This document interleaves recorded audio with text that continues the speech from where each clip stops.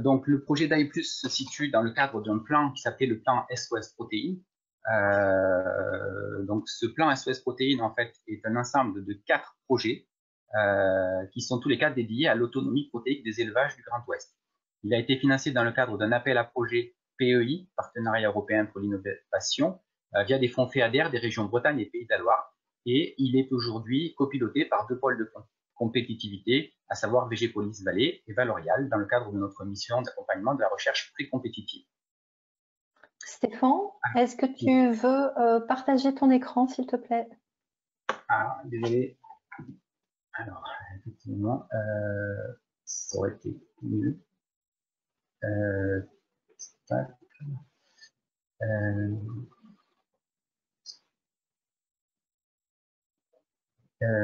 C'est pareil, j'ai pas. Est-ce que tu peux m'envoyer une invitation à le faire? Absolument.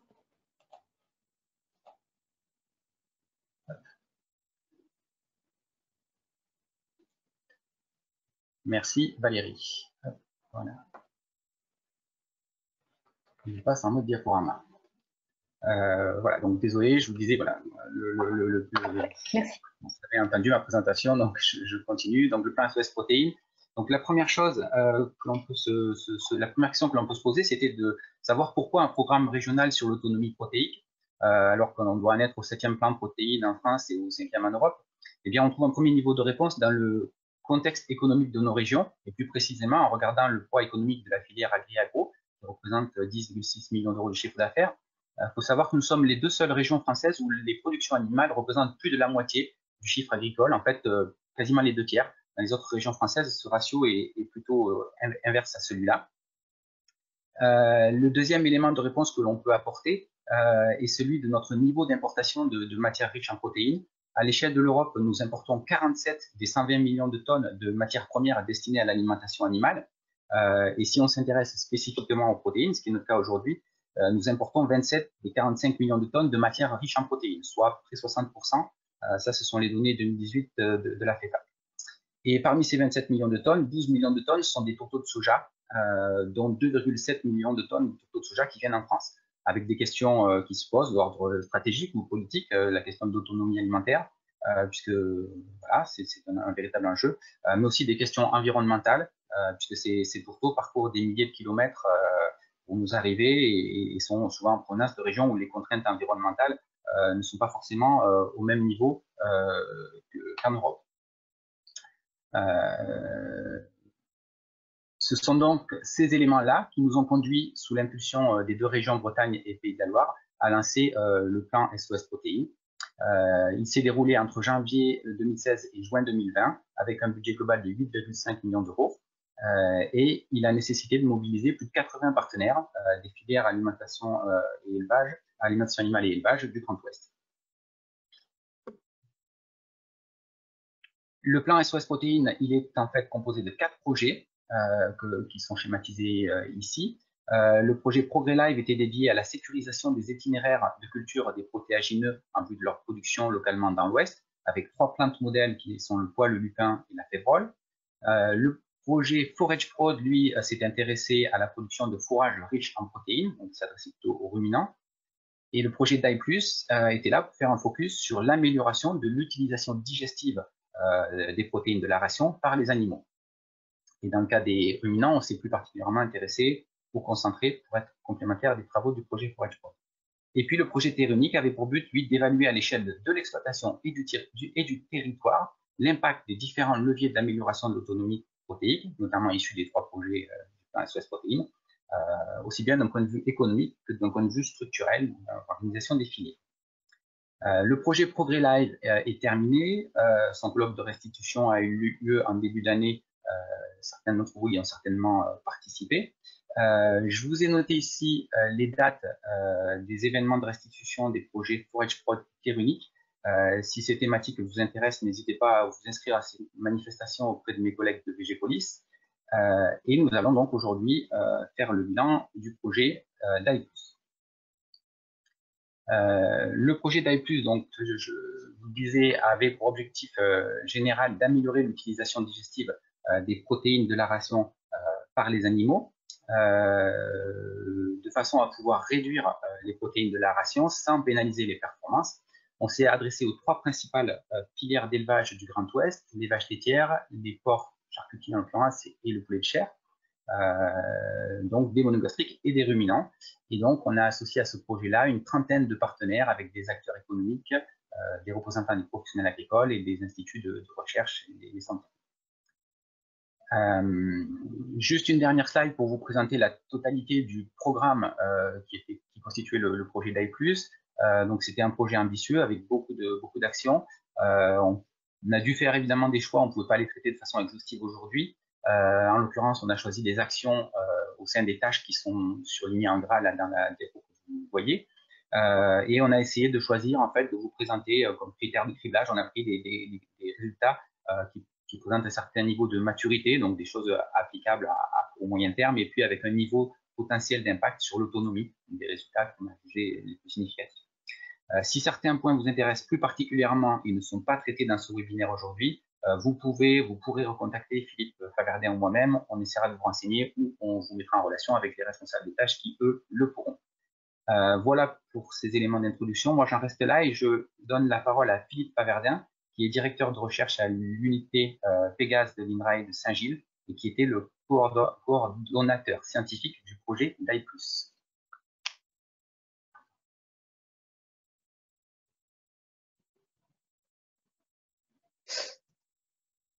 Bien, bonjour à tous. Juste quelques diapositives pour introduire un petit peu les enjeux du projet DAI+. Un rappel quand même sur la situation, sur l'utilisation des matières premières pour l'alimentation animale dans ces régions-là. On voit que la Bretagne, qui fabrique plus de 8 millions de tonnes d'aliments concentrés avec les fabricants d'aliments du bétail, en fait, importe la plupart de ces ressources, alors pas la totalité, mais plus de la moitié, à la fois par les trois voies de communication, le fer, la route, mais aussi les ports qui jouent un rôle très important, et notamment pour ce qui nous intéresse le plus aujourd'hui, qui sont les sources d'approvisionnement en aliments, en matières premières riches en protéines, que sont en général les tourteaux avec Brest et Montoire, où on a deux grandes usines de trituration, notamment des tourteaux qui produisent une grande partie en fait des compléments protéiques, des aliments protéiques, des matières premières très riches en protéines qui sont nécessaires pour les aliments des monogastriques et des ruminants. Pourquoi on a besoin finalement de ces matières premières riches en protéines? Tout simplement parce que les espèces qui sont élevées, donc les poulets, les porcs charcutiers et les vaches laitières, sont des espèces qui produisent et qui exportent énormément de protéines. Ils ont donc de fait des besoins protéiques très élevés et en général, ça nécessite sur le plan nutritionnel un rapport protéines sur énergie de la ration qui est très élevé et qu'on ne retrouve pas dans la plupart des matières premières classiquement utilisées dans l'alimentation animale, je dirais sauf l'herbe jeune pour les ruminants, qui est un cas un peu particulier dont on parlera, mais sinon il faut souvent trouver quelques matières premières qui sont particulièrement riches en protéines pour arriver à enrichir en fait les teneurs en matière protéique des rations de façon à couvrir les besoins. Alors juste pour montrer ces besoins en protéines, si on les regarde à l'échelle de la Bretagne, on voit que pratiquement pour toutes les espèces, les fabricants d'aliments du bétail utilisent environ en moyenne de l'ordre de 50% de tourteaux pour fabriquer ces aliments. Et dans ces tourteaux, c'est les chiffres qui sont représentés en noir dans les barres orange des tourteaux. Vous avez la proportion de tourteaux de soja et on voit que des espèces comme la volaille utilisent préférentiellement les tourteaux de soja, les autres espèces étant en général plus polyvalentes et utilisant de plus en plus d'autres tourteaux, tournesols et colzas en particulier dans les formulations. Voilà, donc un grand besoin en matière protéique, avec quand même une situation particulière des ruminants, puisqu'eux n'utilisent pas que des matières premières pour leur alimentation, ils ont aussi l'utilisation des prairies et des fourrages d'une façon générale, qui apportent aussi beaucoup de matières protéiques.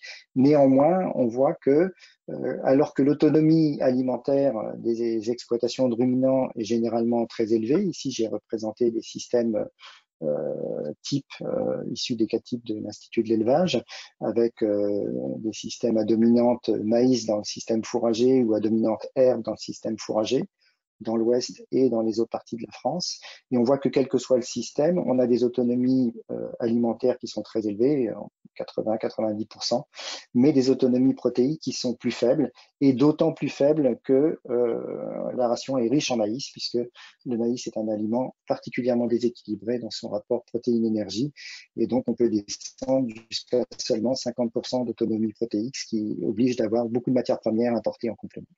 Tout ça pour dresser ce paysage qui nous a amené à étudier les stratégies pour finalement essayer d'accroître l'autonomie protéique de ces régions-là. La première, c'est d'essayer de valoriser les matières premières riches en protéines qui peuvent être produites localement. Et donc, il y a eu tout un programme pour essayer de valoriser notamment des protéagineux ici, sachant que pour l'instant, le soja n'a pas été retenu dans les aliments qui sont cultivés en Bretagne, on va dire. Il faudra attendre un peu le changement climatique quand même.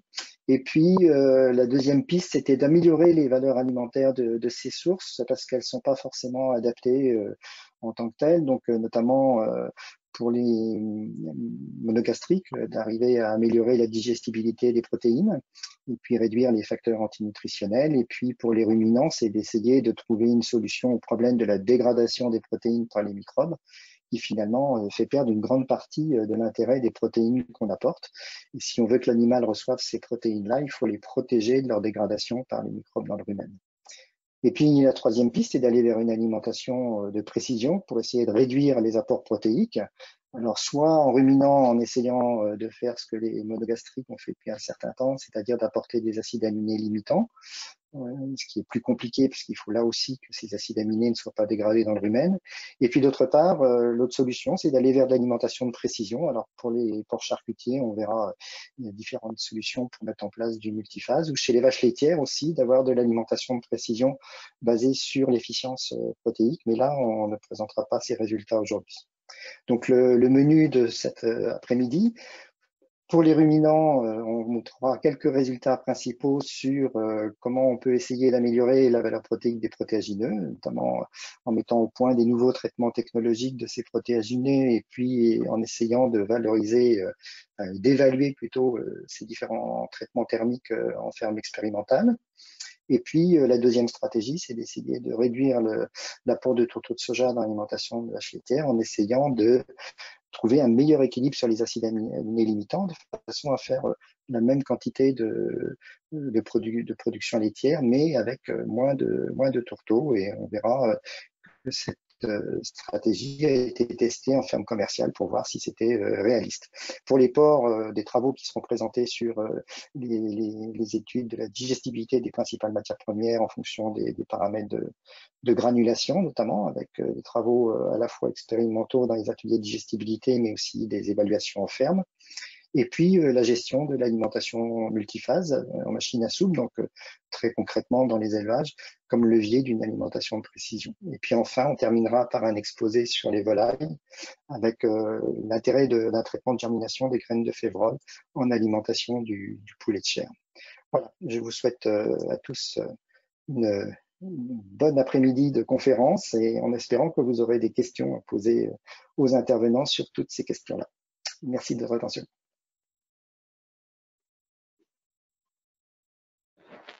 Merci Philippe. Donc merci Philippe pour ce complément d'introduction.